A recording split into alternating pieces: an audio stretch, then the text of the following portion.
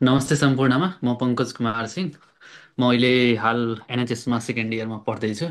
अब आज हामी एउटा मोस्ट ट्यालेन्टेड भाइसँग हामी जोडेछौँ।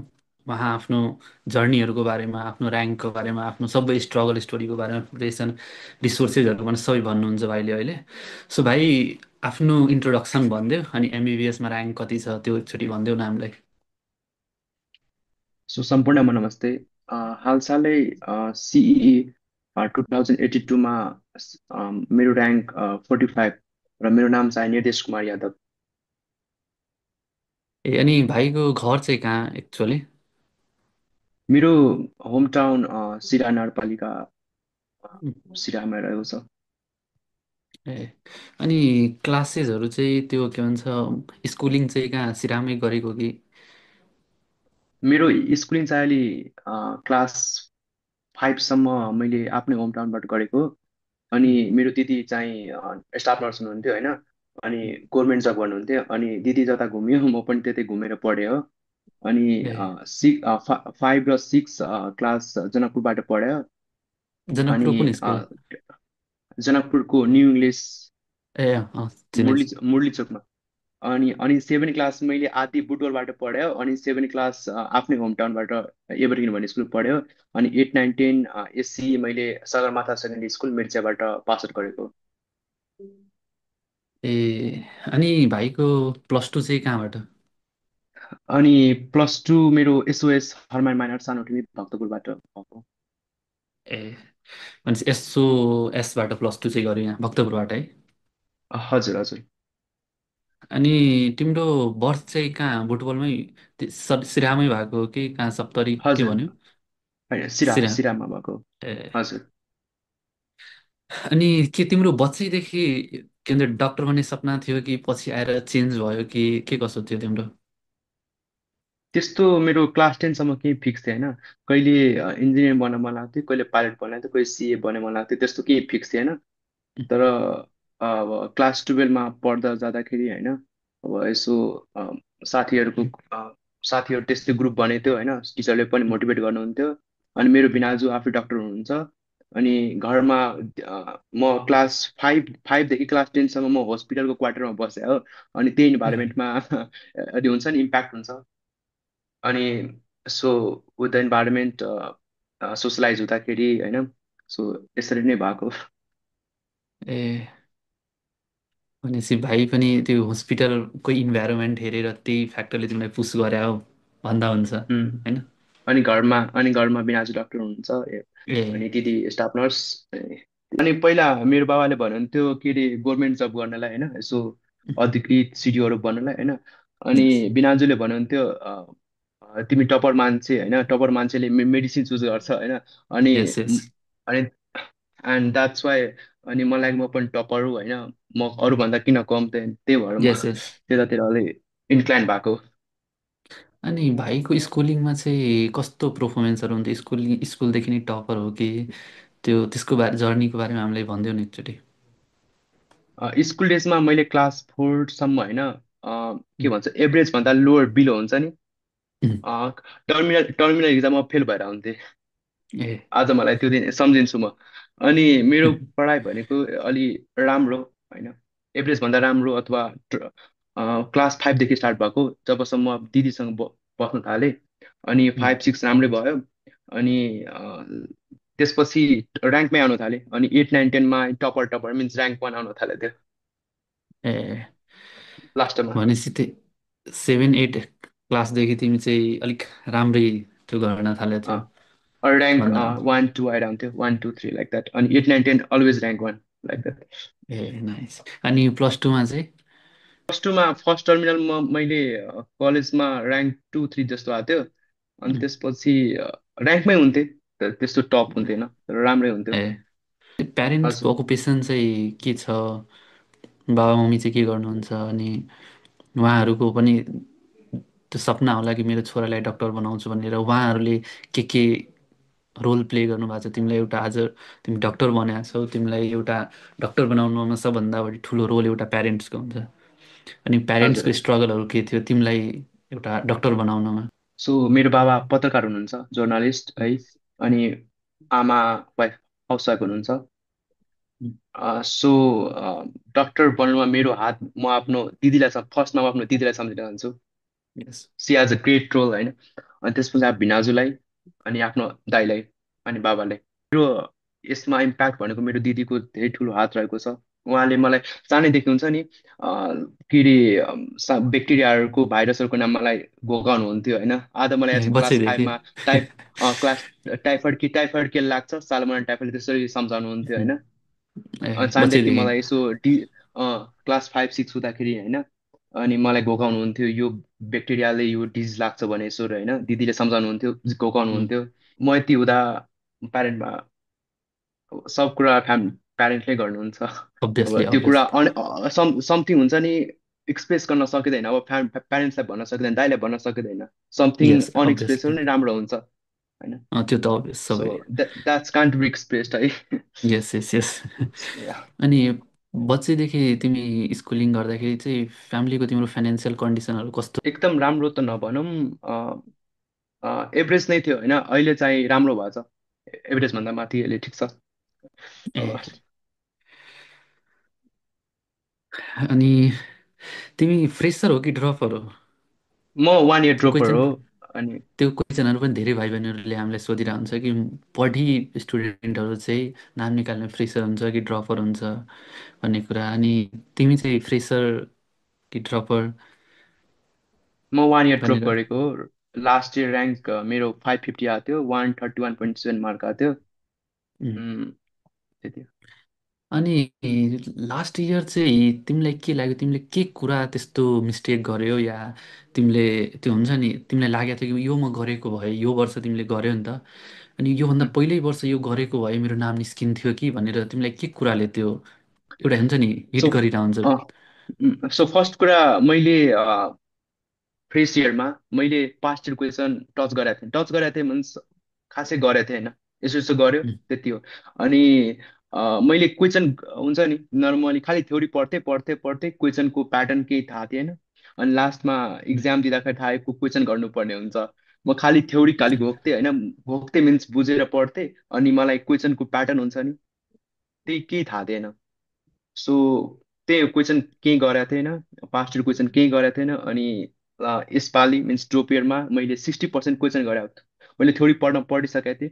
40% थ्योरी, 60% क्वेसन गरेको। अनि पास्ट इयर क्वेसन लास्टै गरेको। के अरे मैले समीक्षाको 1 इयरमा 3 4 चोटि होइन पुरै भ्याइसकेको थिएँ। लास्टमा अब पास्ट इयर क्वेसन मैले पुरै गरिदिएको थिएँ इक्जाम ए आउनुभन्दा एक महिना अगाडि। ए भनेपछि अनि हामी याद एउटा कुरा यो नोट गर्न अनि सक्छौँ कि यदि नाम निकाल्नु छ भने पास्ट इयर क्वेसन गर्नु एकदम इम्पोर्टेन्ट नै हो भनेर, एकदम एकदम होइन? मलाई लास्टमा यति भइसकेको थियो कि यो क्वेसन यो इयरको हो होइन, ठ्याक्कै याद हुन्थ्यो। बिपीको क्वेसन हो, एमओए क्वेसन हो, ए त्यति याद भयो। ए, भनेपछि पास्ट इयर क्वेसन पनि लास्टै इम्पोर्टेन्ट रोल प्ले एकदम गर्दो रहेछ एकदम हुन्छ। एकदम एकदमै। अब हामी तिम्रो रिसोर्सेसहरूको कुरा गर्छौँ प्रिपरेसन गर्दाखेरि तिमीले के रिसोर्सहरू युज गरेका थियौ? सो सब्जेक्ट वाइज है। यस यस यस सो हनेस्टली मैले फिजिक्सको लागि जेन मिलन दाईको पढाएको थिएँ होइन, लेक्चर हेरेको थिएँ, नोट बनाएको थिएँ। अनि जुलोजी के अरे केमिस्ट्री मैले आफै पढाएको थिएँ, मिन्स मेरो +2को बेस स्ट्रङ थियो केमिस्ट्रीको लागि। अनि अर्ग्यानिक केमिस्ट्री मैले फ्रेसरमा पनि आफ्नै नोट बनाएको पार्ट पढेको, ड्रोपेनमा पनि आफ्नै नोटबाट पढेको, एक्स्ट्रा मैले केही पढेँ अर्ग्यानिकको लागि। अनि इनअर्ग्यानिक मैले मोडल पढायो, घोक्या हो अब इनअर्ग्यानिक त्यस्तै हुन्छ। अन्त अनि अर्ग्यानिक त्यस्तै हुन्छ सबैको लागि हुन्छ त्यो। अ- अनि फिजिकल केमिस्ट्री मेरो बेस स्ट्रङ थियो +2मै। सो मैले सर्ट नोट बनाएको थिएँ, अनि क्वेसनहरू यताउति जताबाट गरे नि भयो फिजिकल केमिस्ट्रीको लागि, फिजिक्स र हो त्यो फिजिकल चाहिँ केमिस्ट्री हो। लागि। अनि मैले जुलोजीको लागि लास्टै मिन्स रिसोर्स मिन्स मैले निटको लागि पनि पढाएको थिएँ, मिन्स मैले निट पनि दिएको हो। तिन चार क्वेसनले मेरो छुटेको निट त्यति हो। अनि मैले के अरे इन्डियन लेक्चरहरूबाट यसो नोट बनाएको थिएँ होइन। अब यताको त्यो बोटनीको लागि मैले एनसिआरटीबाट इन्द्र दाईको पढाएको थियो तिमीले राम्रोसँग एनसिआरटी? नो नो मैले मैले एनसिआरटी पढाएको थिएँ होइन। मैले इन्डियन लेक्चरहरू हेरेको थिएँ, मनिष दुबे सर भने जुलोजी पढाउनुहुन्छ होइन, ह्युमन ए सिस्टमहरू। मनिष दुबे? हजुर मनिष दुबे सर। ए अँ, मनिष दुबे मैले सर उहाँ अँ। फाइलमको लागि जुलोजीमा मैले मोडुल पढेको थिएँ। उम्, अनि बोटनीको लागि मैले इन्द्र दाई बोट सुपरिन्टेन्डेन्ट जो उम्, एनएचएसमा पढ्नुहुन्छ यस। उहाँबाट पढ्ने थिएँ। अनि म्याथको लागि त अब आफै युट्युबमा यसो आइक्यू थुप्रै च्यानलहरू हुन्छन्, त्यहीँबाट पढेको थिएँ। त्यो चाहिँ त हुन्छ, त्यो चाहिँ हुन्छ। ए त्यो बाहेक पनि अरू केही बुकहरू तिमी पढेका थियौ कि? बुकहरूमा यदि हामी हेर्ने हो भने। अब बुकहरूमा मैले क्लास 11मा हुँदाखेरि अब साथीहरूको लहलमा हुँदाहुँदै अनि युट्युबहरूको यसो यसो हेर्दाखेरि मैले बुक थुप्रै किनेको थिएँ। क्लास 11मा इन्टर गर्दाखेरि नि मैले उम्, मेगाको फिजिक्स किनेको थिएँ, जेपिएनको केमिस्ट्री किनेको थिएँ, जिआरपी, त्यसपछि सबै किनेको थिएँ, थुप्रै उम्, स्ट्यान्ड किनेको थिएँ। अनि त्यो बुक कहिले काम लागेन मैले। अहिले अहिले त बुक अनटच अनटच बुक छ, त्योहरू पढेर उम्। काम छैन। सो यताउति मैले पास्ट इयर क्वेसन गर्नुपर्ने हुन्छ, अनि त्यसपछि मोड्युल हुन्छ, अनि त्यसपछि आफ्नै प्लस टूको बेसमा भएर रिसोर्सहरू युज गर्ने, त्यति हो। अरू एक्स्ट्रा ए केही गर्नु भनेपछि पर्दैन। भनेपछि एउटा प्लस टूको बुक भयो, अनि त्यसपछि मोड्युल भयो, मोड्युल भयो, अनि अनि आफ्नै पास ह्यान्डमेड नोट। अनि हजुर, पास्ट इयर क्वेसन भयो। अनि त्यो त आफ्नो क्लासको एकदम। नोट यदि पढाएको छ भने त्यहाँबाट हामी गर्न सकिहाल्छौँ। हजुर यो हजुर, गर्न तिनवटा कुरा सकिन्छ। मेन भयो है। हजुर हजुर। प्रो स्मार्ट सीले तिमीलाई कसरी हेल्प गरेछ? मैले स्मार्ट सिम मैले युट्युबबाट पाएको र लास्ट लास्ट मिनट रिभिजन मैले रिभिजन हुन्छ त्यहाँबाट म उम्, लास्ट हेल्प गरेको, र सर्ट नोटहरूबाट मैले फ्ल्यास नोट हुन्छ नि लास्ट मिनटको लागि, त्यहाँबाट उम्। लास्ट मिनट लागि एकदम हेल्प गरेको रहेछ। अनि तिमीलाई चाहिँ के फ्याक्टरले त्यो एउटा डक्टर बन्न इन्सपायर गरेको थियो? त्यो त घरमा दिदी हुनुहुन्थ्यो, बिनाजु हुनुहुन्थ्यो। त्यो बाहेक पनि अरू अँ, केही फ्याक्टर छ जसले तिमीलाई डक्टर बन्नमा, होइन म डक्टर नै बन्छु, अरू फिल्डमा चुज ओके ओके नगरेर सो डक्टर नै बन्छु भन्ने कुरा, त्यस्तो कुन फ्याक्टरले तिमीलाई पुस गरेको थियो? सो फर्स्टमा लभ फर लर्निङ हुन्छ नि, मलाई क्लास एट यस। नाइन टेन हुँदाखेरि नि मैले होइन यसो युट्युबमा क्लास 11 12को ह्युमन सिस्टमको भिडियो हेरेर हुन्थेँ। मलाई 11 12को नलेज क्लास 10 9 10मै मलाई अलिअलि त्यो हुन्छ नि भइरहेको हुन्थ्यो। मैले साथीहरूलाई पनि सम्झाउँथेँ यसो चाउँछ ह्युमन सिस्टम है, अनि यसो टिचरलाई पनि प्रेज गर्नुहुन्थ्यो त्यति बेला केही होइन। सो ए एउटा फ्याक्टर त्यो भयो, अनि त्यसपछि एउटा हुन्छ नि एक्सप्लोरेसन अफ ह्युमन बडी, मलाई सानदेखि त्यस्तो जान्न मन लागेको थियो। ए सो त्यही कुरा हो, अनि त्यसपछि सो अर्को कुरा desire to live an impactful life, so आफ्नो डिजायर भएर अरूको लागि इम्प्याक्टफुल छोड्नु राम्रो कुरा हो होइन, बेस्ट कुरा यस, हो। सो एकदम एकदम। द्याट सुन्न सक्छ।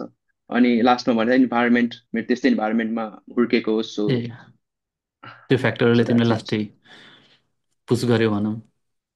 या अनि लास्टमा चाहिँ अब हामी लास्टतिर आइसकेका छौँ। सो हजुर। लास्ट म्यासेज तिमी अपकमिङ सी एस्पिरेन्टलाई के भन्न चाहन्छौ? र त्यो के कुरा तिमी भन्न आफ्नो अपकमिङ जुनियर्सलाई भन्न चाहन्छौ? किनभने तिमी त एउटा ऱ्याङ्क 45 भनेको एउटा टप ऱ्याङ्क हो नि त। अनि हजुर। तिमीले के सजेसन दिन चाहन्छौ आफ्नो आउने भाइ बहिनीहरूलाई, सो द्याट उनीहरूको इक्जाम पनि एकदम राम्रो जाओस्? सो के अरे फर्स्ट कुरा के अरे भन्छ फर्स्ट कुरा मोटिभेसन चाहिँदैन, फर्स्ट कुरा डिसिप्लिन हुनुपर्ने हुन्छ है। यस, एउटा डिसिप्लिन या भयो मेन। या डिसिप्लिन चाहिन्छ, र अर्को चाहिँ आफ्नो रिसर्च कन्साइज गर्ने, अनि एउटा पार्टिकुलर रिसर्च त्योमा कन्साइज भएर एउटै रिसर्चमा मल्टिपल टाइम रिभिजन गरिरहेको भने त्यो हुन्छ। अनि पास्ट इयर क्वेसनमा ध्यान दिनुपर्ने हुन्छ।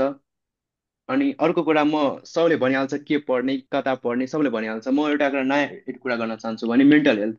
आजकलको यस, मिन्स हाम्रो एजको स्टुडेन्टहरूको मेन्टल हेल्थ यत्रो खराब भएको हुन्छ होइन। यस, एकदम सो एकदम। So so first of all आफ्नो मेन्टल्ली होइन मेन्टली प्रिपेयर हुनु पर्यो, मिन्स सोसियल मिडिया डिस्ट्राक्सनबाट बस्नु पर्यो। अनि फिजिकली पनि फिट हुनु पर्यो है। यस, एकदम रुममा पहिला यसो त हेल्थ नै हो हाम्रो।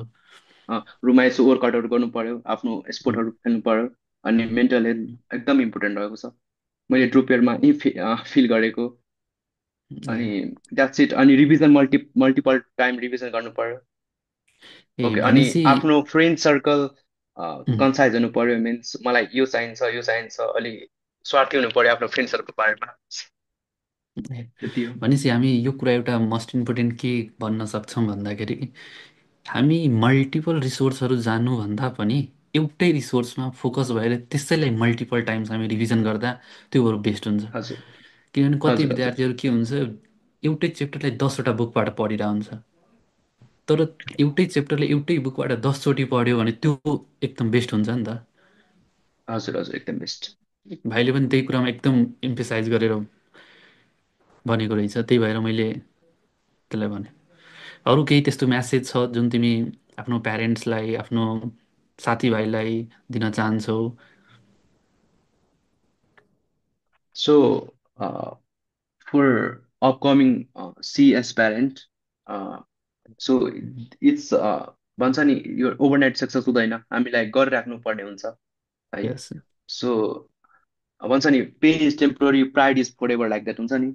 यस यस यस, एकदम राम्रो कुरा सो भने भाइले। या एन्ड भन्छ नि to discipline will take place but motivation can't like that. So yes आफ्नो so that's make pressure make diamond like that है। अनि यस यस यस आफ्नै सो आफ्नो रिसर्चहरू कन्साइज भएर है अब पढ्नु पर्यो। अब जर्नी त्यत्रो हार्ड होइन, गर्न सकिन्छ, मान्छेले नै गर्न सकिन्छ। म नि त्यही फेसबाट आएको। उम्, सो त्यति हो। ल ओके। सो आजको हाम्रो पोडकास्टमा हामी भाइसँग कुरा गऱ्यौँ, ऱ्याङ्क 45 भाइसँग। अनि यस्तै हामी आउने पोडकास्टहरूमा पनि हामी डिफ्रेन्ट हाम्रो भाइ बहिनीहरूलाई हामी लिएरै आउनेछौँ। सो अहिलेको लागि यति नै। सो सबैलाई धन्यवाद, हस्, थ्याङ्क यू।